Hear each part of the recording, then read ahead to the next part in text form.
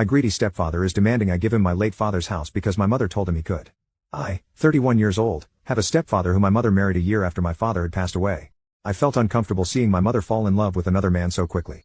I never thought anything of it, until my mother and I found out that my father didn't leave my mom with anything on his will.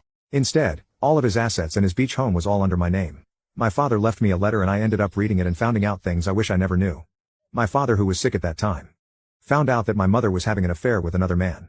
He told me that he suspected it a long time ago, ever since they found out that my father had cancer. And ever since then my mother became distant. He told me that my mother would constantly ask about his will and how she would remind him that she will take care of the beach house when he passes away. My father was heartbroken and he spent her last few days of his life next to someone unfaithful. When I read the letter, I couldn't help but to break down crying inside my room. I wish I should have been there for my father. And the more I cried, the more I felt anger and hatred for my mother and my stepfather. When my mother found out that she was left with nothing, she started flipping the tables and started screaming, asking why she wasn't left with anything. It was clear that my mother only cared about my father's assets, and not for him.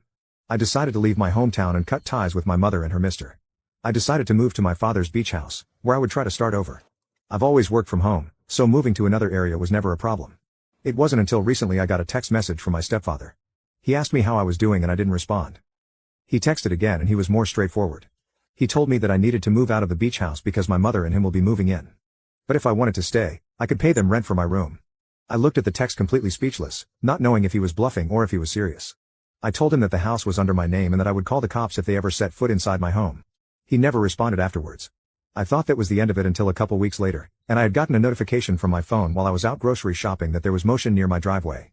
I opened the app and saw both my stepfather and mother stepping outside their vehicle as they continued to unpack their belongings. My heart sank, and I immediately felt anger inside me. I decided to call the cops ahead of time and told them that I had people trespassing my property. By the time I had arrived, the cops were also there. You can now check if there is a part 2 by pressing share and more.